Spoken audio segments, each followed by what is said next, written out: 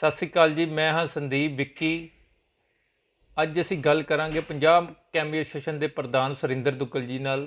ਸਾਡੀ ਅੱਜ ਦੀ ਗੱਲਬਾਤ ਦਾ ਵਿਸ਼ਾ ਹੋਏਗਾ ਵੀ 8.5 ਲੱਖ ਕੈਮਿਸਟ ਜਿਹੜੇ ਆਲ ਓਵਰ ਇੰਡੀਆ ਦੇ ਵਿੱਚ ਨੇ, ਉਹਨਾਂ ਵਿੱਚੋਂ 25,000 ਕੈਮਿਸਟ ਜਿਨ੍ਹਾਂ ਦੀ ਗਿਣਤੀ ਦੱਸੀ ਜਾ ਰਹੀ ਹੈ ਪੰਜਾਬ ਦੇ ਵਿੱਚ, ਉਹ ਨਾਰਾਜ਼ ਕਿਉਂ ਨੇ। ਇਸ ਐਡੇ ਵੱਡੇ ਪਰਿਵਾਰ ਕੈਮਿਸਟ ਜਿਨ੍ਹਾਂ ਨੇ ਕਰੋਨਾ ਕਾਲ ਦੇ ਦੌਰਾਨ ਲੋਕਾਂ ਦੀ ਬੇਹੱਦ ਸੇਵਾ ਕੀਤੀ, ਪਰ 25,000 ਕੈਮਿਸਟ ਜਿਹੜੇ ਉਹ ਤਾਲਾ ਲਾ ਕੇ ਆਪਣੇ ਸਟੋਰ ਬੰਦ ਕਰਨ ਦੀ ਤਿਆਰੀ ਦੇ ਵਿੱਚ ਇਹ ਨੇ। ਪਰ ਕਿਉਂ? ਇਹਨਾਂ ਸਵਾਲਾਂ ਦੇ ਜਵਾਬ ਦੇਣ ਲਈ ਸਾਡੇ ਨਾਲ ਮੌਜੂਦ ਨੇ ਸ੍ਰੀ ਸੁਰਿੰਦਰ ਦੁੱਗਲ ਜੀ। ਧੰਨਵਾਦ ਜੀ ਸਾਡਾ ਚੈਨਲ 'ਤੇ ਗੱਲਬਾਤ ਕਰਨ ਲਈ। ਦੁੱਗਲ ਸਾਹਿਬ, ਦੇਖੋ ਜੀ, ਮੈਂ live Bharat the as a Punjab chemist association the president, all India the as a vice president. ਅਸੀਂ ਅੱਜ ਕੈਮਿਸਟ ਜਿਹੜੇ 24,500 ਕੈਮਿਸਟ ਆ ਪੰਜਾਬ ਦੇ ਵਿੱਚ, ਬੜੇ ਮਜਬੂਰ ਹੋ ਕੇ ਅਸੀਂ ਅੱਜ ਸੋਚ ਦੇ ਵਿੱਚ ਪੈ ਗਏ ਹਾਂ ਕਿ ਅਸੀਂ ਆਪਣਾ ਕੰਮ ਕਰ ਕਿਵੇਂ ਕਰਨਾ ਹੈ। ਪਿਛਲੇ 3 ਸਾਲਾਂ ਤੋਂ ਸਾਨੂੰ ਪੰਜਾਬ ਸਰਕਾਰ ਜਿਹੜੀ ਹੈ, ਸਾਡਾ ਡਰੱਗ ਵਿਭਾਗ ਹੈ, ਬਹਾਨੇ 'ਤੇ ਬਹਾਨੇ ਲਾ ਕੇ ਸਾਨੂੰ ਗੁੰਮਰਾਹ ਕਰ ਰਿਹਾ ਹੈ। ਸਾਡੇ ਨਾਲ ਇੱਕ ਲਾਸਟ ਮੀਟਿੰਗ ਜਿਹੜੀ ਹੋਈ ਸੀ ਬ੍ਰਹਮ ਮਹਿੰਦਰਾ ਜੀ ਦੀ, ਉਹਦੇ ਵਿੱਚ ਉਹਨਾਂ ਨੇ ਸਾਡਾ ਕੰਪਲੀਟ ਡਿਸਕਸ਼ਨ ਆਪਣੇ ਮੰਤਰਾਲੇ ਦੇ ਵਿੱਚ ਬੈਠ ਕੇ ਕੀਤੀ। ਉਹਨਾਂ ਨੇ ਕਿਹਾ ਜੀ ਤੁਹਾਡੀਆਂ ਬੜੀਆਂ ਜਾਇਜ਼ ਡਿਮਾਂਡਸ ਆ, ਔਰ ਮੈਂ ਡਿਪਾਰਟਮੈਂਟ ਨੂੰ ਕਹਿ ਰਿਹਾ ਤੁਹਾਡੇ ਨਾਲ ਮੀਟਿੰਗ ਕਰਕੇ ਇਹਨਾਂ ਦਾ, ਤੁਹਾਡੇ ਜਿਹੜੀਆਂ ਇਹ 12-13 ਡਿਮਾਂਡ ਹੈ, ਇਹਨਾਂ 'ਚੋਂ 9-10 ਐਸੀਆਂ ਬਿਲਕੁਲ ਜਾਇਜ਼ ਹੈ, ਉਹ ਮੈਂ ਇਮੀਡੀਏਟਲੀ ਕਰਾਵਾਂਗਾ। ਸਾਡੀ ਬਦਕਿਸਮਤੀ ਰਹੀ ਕਿ 2 ਦਿਨਾਂ ਬਾਅਦ ਹੀ ਉਹਨਾਂ ਦਾ ਪੋਰਟਫੋਲੀਓ ਬਦਲ ਗਿਆ। ਨਵੇਂ ਮੰਤਰੀ ਸਿੱਧੂ ਸਾਹਿਬ ਆਏ, ਉਹਨਾਂ ਨਾਲ ਅਸੀਂ ਮੀਟਿੰਗ ਕੀਤੀ, ਸੈਕਟਰੀਏਟ 'ਚ ਜਾ ਕੇ ਉਹਨਾਂ ਨੂੰ ਮਿਲੇ ਔਰ ਐਗਰੀਡ ਵੀ ਹੋ ਗਏ। ਅਸੀਂ ਕਿਹਾ ਜੀ ਕਿ ਸਾਡੇ ਨਾਲ ਮੀਟਿੰਗ ਕਰੋ, ਔਰ ਇੱਕ ਮੀਟਿੰਗ ਉਹਨਾਂ ਨੇ ਆਪਣਾ ਸੈਕਟਰੀਏਟ ਦੇ ਵਿੱਚ ਰੱਖੀ, ਜਿਸ 'ਚ ਸਾਡੇ 22 ਜ਼ਿਲ੍ਹਿਆਂ ਦੇ ਪ੍ਰਧਾਨ ਅਤੇ ਸੈਕਟਰੀ ਸਨ। ਕਮਿਸ਼ਨਰ ਪੰਨੂ ਸਾਹਿਬ ਸੀ, ਜਿਹੜੇ ਹੁਣ ਰਿਟਾਇਰ ਹੋ ਗਏ ਨੇ, ਉਹ ਵੀ ਕਮਿਸ਼ਨਰ ਸਾਹਿਬ, ਮੰਤਰੀ ਸੀ ਆਪ ਸੀ, ਸਾਡੇ joint commissioner mister Pradeep Mattu, assistant commissioner, ਅਤੇ ਸਾਡੇ 22 ਜ਼ਿਲ੍ਹਿਆਂ ਦੇ ਸੀ। ਜਦੋਂ ਅਸੀਂ ਆਪਣੀਆਂ ਮੰਗਾਂ ਉਹਨਾਂ ਦੇ ਸਾਹਮਣੇ ਉਸ ਵੇਲੇ ਰੱਖੀਆਂ, ਪੂਰੀਆਂ ਸਾਡੀਆਂ ਸਿੰਪਲ ਸਾਡੀਆਂ ਡਿਮਾਂਡਸ ਹੈਗੀਆਂ ਸੀ, ਔਰ ਉਹਨਾਂ ਨੇ ਉਸ ਵੇਲੇ ਹੀ ਉਹਨਾਂ 'ਤੇ ਗੌਰ ਕਰਕੇ ਕਿਹਾ ਕਿ ਤੁਹਾਡੀਆਂ ਇਹ ਮੰਗਾਂ ਬਿਲਕੁਲ ਜਾਇਜ਼ ਨੇ, ਔਰ ਉਹਨਾਂ ਨੇ ਇੰਸਟਰਕਸ਼ਨ ਵੀ ਦਿੱਤੇ ਆਪਣੇ ਸਾਡੇ ਜੁਆਇੰਟ ਕਮਿਸ਼ਨਰ ਸਾਹਿਬ ਨੂੰ ਕਿ ਇਹਨਾਂ ਦੀਆਂ ਮੰਗਾਂ ਦੇਖੋ ਅਤੇ ਇਹਨਾਂ ਦਾ ਰਿਪਲਾਈ ਦਿਓ। ਇਹ ਸਾਡੀ ਮੀਟਿੰਗ 17 ਨਵੰਬਰ ਨੂੰ ਚੰਡੀਗੜ੍ਹ ਸੈਕਟਰੀਏਟ ਦੇ ਵਿੱਚ ਹੋਈ।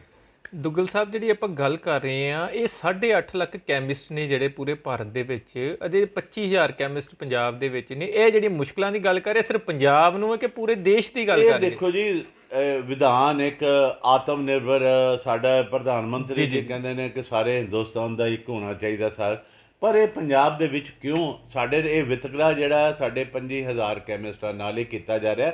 ਇਹ ਤਾਂ ਮੈਂ ਇੱਕ ਗੱਲ ਕਲੀਅਰ ਕਰ ਦੇਣਾ ਚਾਹੁੰਦਾ ਕਿ ਸਾਨੂੰ ਡਿਪਾਰਟਮੈਂਟ ਕੁਝ ਦੇਰ ਤੋਂ ਇਹ ਕਹਿ ਰਿਹਾ ਜੀ ਕਿ ਅਸੀਂ ਨਸ਼ੇ ਦੇ ਕਰਕੇ ਇਹ ਚੀਜ਼ਾਂ ਲੈ ਰਹੇ ਹਾਂ, ਪਰ ਹੁਣ ਨਸ਼ਾ ਕਿੱਥੇ ਹੈ? ਨਹੀਂ, ਅਸੀਂ ਸਪੋਰਟ ਕੀਤੀ, ਜੀ, ਸਾਰਾ ਕੁਝ ਕੀਤਾ ਕਿ ਜੇ ਤੁਸੀਂ ਨਸ਼ੇ ਕਰਕੇ ਇਹ ਕਰਨਾ ਚਾਹੁੰਦੇ ਹੋ, ਅਸੀਂ ਤੁਹਾਡੇ ਨਾਲ ਖੜੇ ਹਾਂ। ਜੇ ਕੋਈ ਕੰਮ ਕਰਦਾ, ਅਸੀਂ ਤੁਹਾਡੇ ਨਾਲ ਹਾਂ। ਨਹੀਂ, ਨਸ਼ੇ ਦਾ ਵਿੱਚ ਕੀ ਜ਼ਿਕਰ ਆ ਗਿਆ? ਇਹਨਾਂ ਜਿਹੜੀ ਕਾਨੂੰਨ ਦੀਆਂ ਜਿਹੜੀਆਂ ਕੁੰਡੀਆਂ, ਤੁਸੀਂ ਬਰੀਕੀਆਂ ਦੀ ਗੱਲ ਕਰ ਰਹੇ ਜੇ ਵੀ ਸਾਡੇ ਨਾਲ ਕੋਈ ਵਿਤਕਰਾ ਹੋ ਰਿਹਾ ਪੰਜਾਬ ਦੇ ਵਿੱਚ, ਉਹ ਨਸ਼ੇ ਦਾ ਇਹਦੇ ਨਾਲ ਕੀ ਸੰਬੰਧ ਹੈ? ਥੋੜਾ ਜਿਹਾ ਡਿਟੇਲ, ਥੋੜੀ ਲਾਈਟ। ਕੋਈ ਨਹੀਂ, ਇਹਨਾਂ ਨੇ ਪੰਜਾਬ ਗੌਰਮੈਂਟ ਨੇ ਆਪਣਾ ਤੋਂ ਪੱਲਾ ਝਾੜਨ ਲਈ ਆਪਣਾ ਹਾਈ ਕੋਰਟ ਦੇ ਵਿੱਚ ਇੱਕ ਬਿਆਨ ਦਿੱਤਾ ਜੀ, ਅਸੀਂ ਕੁਝ ਐਕਸ਼ਨ ਲੈ ਰਹੇ ਹਾਂ ਤਾਂ ਕਿ ਪੰਜਾਬ ਦੇ ਵਿੱਚੋਂ ਨਸ਼ਾ ਖਤਮ ਹੋ ਜਾਵੇ। ਇਹ ਸਟੈਪ ਲੈ ਰਹੇ ਹਾਂ, ਪਰ ਇਹ ਸਟੈਪ ਲੈਣ ਦੇ ਨਾਲ ਇਹਨਾਂ ਨੇ ਇਹ ਨਹੀਂ ਸੋਚਿਆ ਕਿ ਜਿਹੜੇ 25,000 ਕੈਮਿਸਟ ਨੇ, ਇਹਨਾਂ ਦਾ ਕਿੰਨਾ ਕੁ ਨੁਕਸਾਨ ਹੋ ਰਿਹਾ। ਜੀ। ਔਰ ਉਸ ਦਿਨ ਮੰਤਰੀ ਜੀ ਮੰਨ ਗਏ, ਉਹਨਾਂ ਨੇ ਇੰਸਟਰਕਸ਼ਨ ਵੀ ਦੇ ਦਿੱਤੀ 17 ਨਵੰਬਰ ਨੂੰ, ਔਰ 4 ਮਹੀਨੇ ਬੀਤਣ ਤੋਂ ਬਾਅਦ ਕੋਈ ਐਕਸ਼ਨ ਨਹੀਂ ਲਿੱਤਾ ਗਿਆ।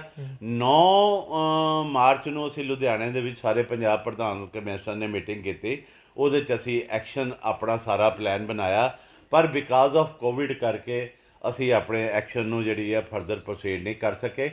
ਸਾਡੀ ਪਿਛਲੇ ਐਤਵਾਰ ਵੀ ਮੀਟਿੰਗ ਹੋਈ ਹੈ। ਜਿਹੜੀ ਤੁਸੀਂ ਇੱਕ ਅੱਜ ਹੋਰ ਮੀਟਿੰਗ ਕੀਤੀ, ਅੱਜ ਪੂਰੇ ਪੰਜਾਬ ਦੇ, ਮੈਨੂੰ ਲੱਗਦਾ ਵੀ ਸਾਰੇ ਜ਼ਿਲ੍ਹਿਆਂ ਦੇ ਪ੍ਰਧਾਨਾਂ ਨਾਲ ਤੁਹਾਡੀ ਵਰਚੁਅਲ ਮੀਟਿੰਗ ਹੋਈ, ਉਹਦੇ ਵਿੱਚ ਅਸੀਂ ਕਿਹੜੇ ਮੁੱਦਿਆਂ 'ਤੇ ਡਿਸਕਸ ਕੀਤੀ? ਕੀ ਉਹ ਮੁੱਦੇ ਇਹਦੇ ਨਾਲ ਹੀ ਸੰਬੰਧ ਸੀ ਜਿਹੜੀ ਆਪਾਂ ਬੰਦ ਕਰਨ ਦੀ ਗੱਲ ਕਰ ਰਹੇ ਹਾਂ? ਤੁਸੀਂ ਮੇਰੇ ਨਾਲ ਗੱਲ ਕੀਤੀ ਵੀ ਅਸੀਂ ਇਹ ਪੰਜਾਬ ਬੰਦ ਕਰਾਂਗੇ, ਕੈਮਿਸਟ ਐਸੋਸੀਏਸ਼ਨ ਸਾਰੇ ਮੈਡੀਕਲ ਸਟੋਰਾਂ ਨੂੰ ਬੰਦ ਕਰੇਗੀ, ਕੁਝ ਦਿਨ ਲਈ ਹੜਤਾਲ ਕਹਿ ਲਓ ਕਰ ਰਹੀ ਹੈ ਆਪਣੀ ਹੱਕੀ ਮੰਗਾਂ ਨੂੰ ਲੈ ਕੇ, ਤੇ ਉਹ ਅੱਜ ਕੀ ਇਹਦੇ ਵਿੱਚ ਡਿਸੀਜਨ ਲਿਆ ਤੁਸੀਂ? ਅਸੀਂ ਜੀ ਆਪਣਾ 5 ਪੁਆਇੰਟ ਅੱਜ ਡਿਸਾਈਡ ਕੀਤੇ ਨੇ, ਰੈਜ਼ੋਲੂਸ਼ਨ ਕੀਤਾ। ਜੀ। ਉਹਦੇ ਵਿੱਚ ਪਹਿਲਾ ਰੈਜ਼ੋਲੂਸ਼ਨ ਇਹ ਕੀਤਾ ਕਿ ਪੰਜਾਬ ਦੇ ਜਿੰਨੇ ਵੀ MLA ਨੇ, ਚਾਹੇ ਰੂਲਿੰਗ ਪਾਰਟੀ ਦੇ ਨੇ ਜਾਂ ਓਪੋਜੀਸ਼ਨ ਦੇ ਨੇ, ਅਸੀਂ ਉਹਨਾਂ ਨੂੰ ਮੰਗ ਪੱਤਰ, ਜਿਹੜਾ ਕਿ ਅਸੀਂ ਮੰਗ ਪੱਤਰ ਅਸੀਂ ਆਲਰੇਡੀ ਆਪਣੇ ਸਿਹਤ ਮੰਤਰੀ ਨੂੰ ਤੀਸਰਾ ਰਿਮਾਈਂਡਰ ਜਿਹੜਾ ਅਸੀਂ ਕੱਲ੍ਹ ਦਿੱਤਾ ਹੈ। ਅੱਛਾ, ਮੰਤਰੀ ਸਾਹਿਬ ਨੂੰ ਪਹਿਲਾਂ ਤੁਸੀਂ 2 ਵਾਰੀ ਰਿਮਾਈਂਡਰ ਕਰ ਚੁੱਕੇ ਹਾਂ, ਪਰ ਤੁਹਾਨੂੰ ਉਹਦਾ ਕੋਈ ਜਵਾਬ ਨਹੀਂ ਆਇਆ? ਨਹੀਂ, ਸਾਨੂੰ ਬੜੇ ਦੁੱਖ ਦੀ ਗੱਲ ਹੈ ਕਿ ਸਾਨੂੰ ਮੰਤਰੀ ਸਾਹਿਬ ਵੱਲੋਂ ਕੋਈ ਜਵਾਬ ਨਹੀਂ ਆਇਆ ਇਹਦਾ,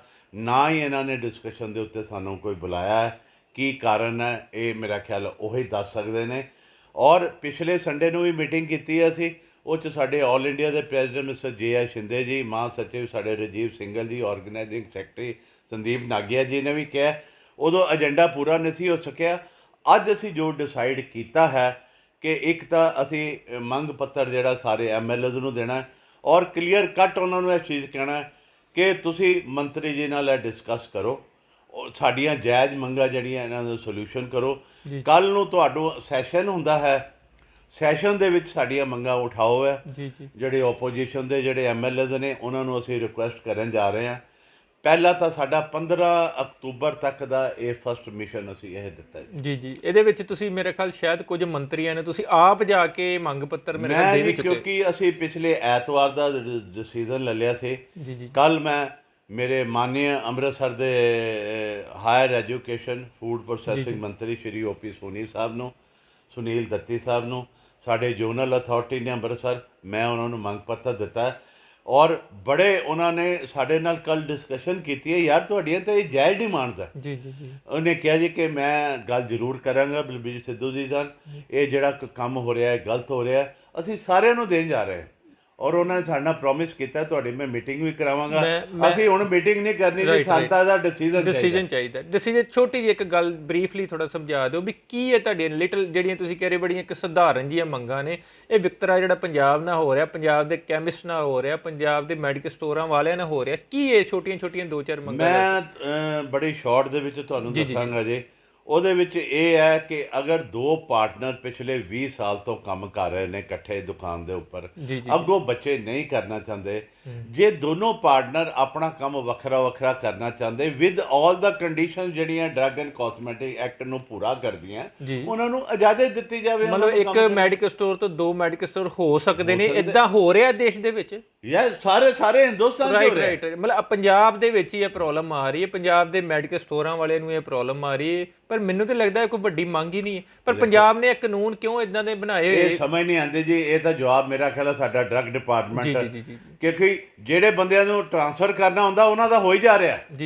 ਪਰ ਜੇ ਜੈਨੂਇਨ ਜਿਹੜੇ ਇਹਦੇ ਤੇ ਇੱਕ ਸਵਾਲ ਮੈਂ ਖੜਾ ਕਰਨਾ ਚਾਹੁੰਦਾ ਹਾਂ ਵੀ ਜਦੋਂ ਤੁਸੀਂ ਇੱਕ ਜਿਸ ਤਰ੍ਹਾਂ ਹੁਣ ਪਿੱਛੇ ਜੀ ਇੱਕ ਜਿੰਦੂ ਦੀ ਗੱਲ ਕੀਤੀ ਜਾਂ ਕਿਸੇ ਹੋਰ ਮੈਡੀਕਲ ਸਟੋਰਾਂ ਦੀ ਗੱਲ ਕਰਦੇ ਜੇ, ਸੇਵਾ ਸਮਤੀਆਂ ਦੇ ਨਾਂ ਤੇ ਖੋਲ੍ਹ ਲੈਂਦੇ ਨੇ, ਉਹ ਕਿਸ ਤਰ੍ਹਾਂ ਇੱਕ ਪੁਰਾਣੇ ਮੈਡੀਕਲ ਸਟੋਰ ਨੂੰ ਨਵਾਂ ਨਾਮ ਦੇ ਕੇ ਨਵੇਂ ਰੂਪ ਦੇ ਵਿੱਚ ਮੈਡੀਕਲ ਸਟੋਰ ਤਿਆਰ ਹੋ ਜਾਂਦਾ? ਦੇਖੋ ਜੀ, ਇਹ ਸਵਾਲ ਅਸੀਂ ਉਹਨਾਂ ਨੂੰ ਉਹ ਵਿਭਾਗ ਦੀ ਕੋਈ ਮਿਲੀ ਭਗਤ ਉਹਦੇ ਵਿੱਚ? ਦੇਖੋ ਜੀ, ਇਹੀ ਤਾਂ ਸਵਾਲ ਜਿਹੜੀ ਹੈ ਮੈਂ ਜਿਹੜਾ ਦੂਜਾ ਕਹਿ ਰਿਹਾ ਕਿ ਅਸੀਂ ਹਰ 22 ਜ਼ਿਲ੍ਹਿਆਂ ਤੋਂ ਇੱਕ ਜਿਹੜੀ ਹੈ PIL ਜਿਹੜੀ ਅਸੀਂ ਕੱਲ ਆਪਣੇ RTI ਦੇ ਵਿੱਚ ਅਸੀਂ 22 ਜ਼ਿਲ੍ਹਿਆਂ ਤੋਂ ਪਾ ਰਹੇ ਹਾਂ।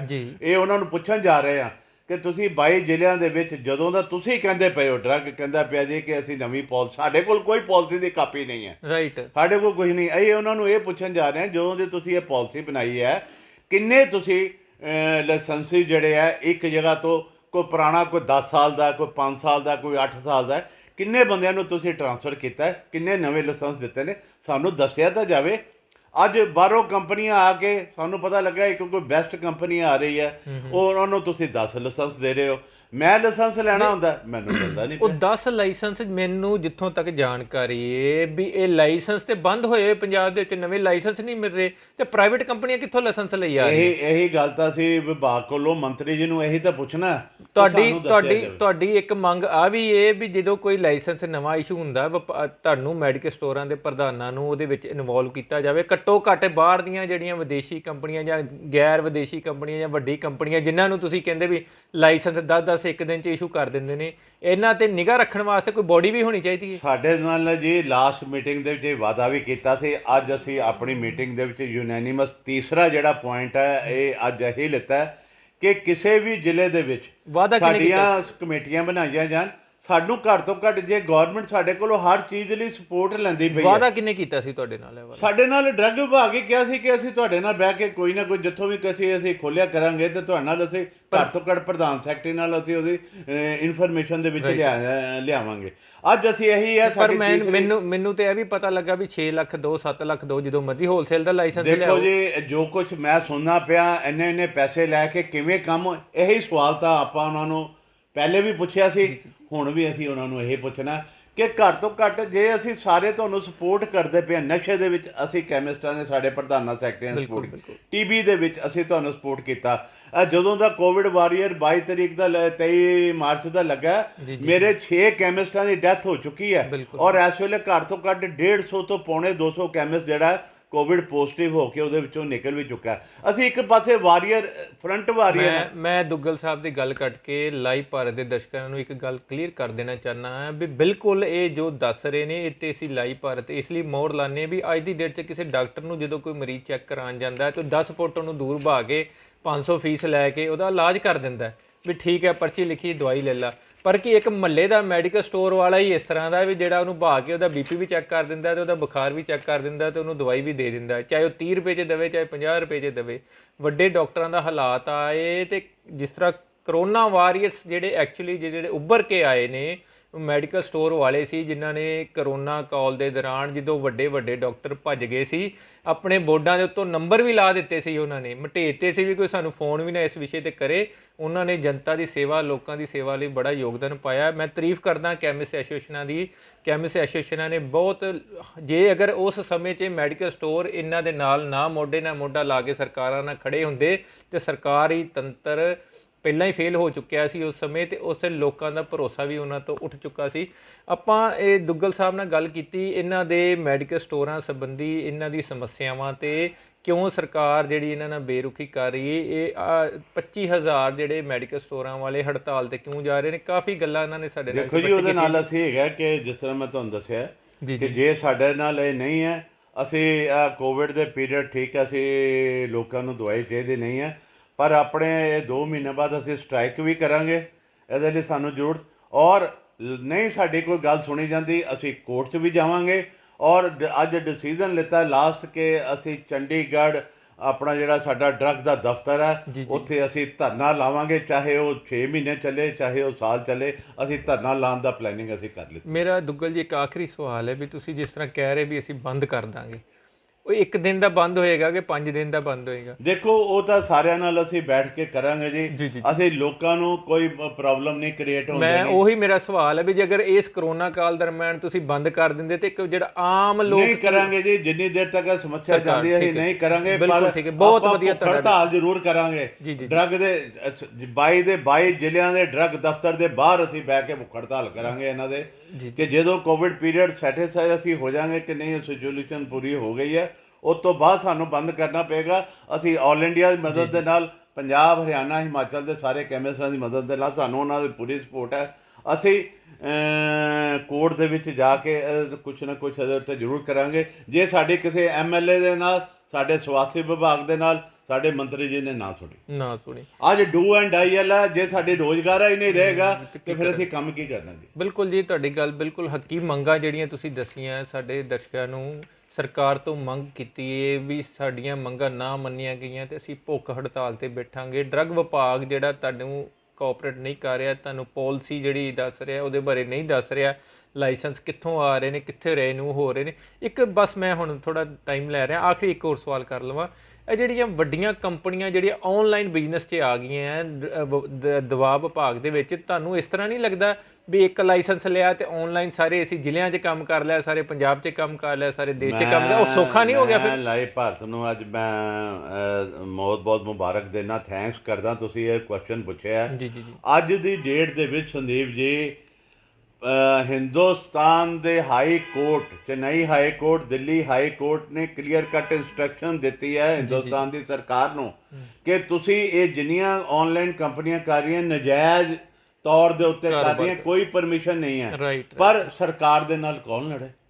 ਉਹਨਾਂ ਨੂੰ ਪਰਮਿਸ਼ਨ ਤੇ ਜਿਹੜੇ ਇਹਨੇ ਦੇਖੋ ਸਾਡਾ ਹਿੰਦੁਸਤਾਨ ਛੋਟੇ ਛੋਟੇ ਦੁਕਾਨਦਾਰਾਂ ਚੱਲਦਾ ਹੈ। ਅਸੀਂ ਰਾਤੀ 12 ਵਜੇ ਵੀ ਕਿਸੇ ਬੰਦੇ ਦਾ ਫੋਨ ਆਉਂਦਾ, ਰਾਤੀ 12 ਵਜੇ ਦਵਾਈ ਦਿੰਦੇ ਆ ਜਾ ਰਾਈਟ ਕੇ। ਰਾਈਟ ਪਰ ਵੇਅਰ ਦਿਸ, ਇਹ ਹੁਣ ਦੇਖੋ ਸੁਸ਼ਾਂਤ ਦੀ ਜਿਹੜੀ ਡੈਥ ਹੋਈ ਹੈ, ਕੀ ਹੈ ਕਿਸ ਤਰ੍ਹਾਂ ਲੋਕੀ ਦਵਾਈਆਂ ਮੰਗਵਾ ਕੇ ਕਿਵੇਂ ਹੈ। ਇੱਕ ਪਾਸੇ ਤਾਂ ਸਰਕਾਰ ਚਾਹੁੰਦੀ ਪਈ ਹੈ ਕਿ ਇਹਨੂੰ ਬੰਦ ਕਰਨਾ, ਦੂਸਰੇ ਪਾਸੇ ਜਿਹੜੀ ਹੈ ਸਰਕਾਰ ਇਹਨੂੰ ਬੜਾਵਾ ਦੇਈ ਜਾ ਰਹੀ। ਬਿਲਕੁਲ, ਇਹ ਇੱਕ ਆਨਲਾਈਨ ਦੀ ਮੈਂ ਗੱਲ ਤੁਹਾਨੂੰ ਦੱਸ ਰਿਹਾ ਵੀ ਆਨਲਾਈਨ ਦਾ ਇੱਕ ਇਸ ਤਰ੍ਹਾਂ ਦਾ ਹੀ ਮਸਲਾ ਸਾਹਮਣੇ ਆਇਆ ਸੀ ਵੀ ਜਿਹੜੀਆਂ ਗੋਲੀਆਂ ਤੁਸੀਂ NRX ਦੇ ਵਿੱਚ ਨਹੀਂ ਨੇ, ਲੇਕਿਨ ਲੋਕ ਉਹਨੂੰ ਨੀਂਦ ਦੇ ਤੌਰ ਤੇ ਇਸਤੇਮਾਲ ਕਰਦੇ ਸੀ, ਉਹਦੀਆਂ ਪਰਚੀਆਂ ਭੇਜ ਲੋਕੀ ਉਹ ਦਵਾਈਆਂ ਵੀ ਮੰਗਾ ਲੈਂਦੇ ਨੇ।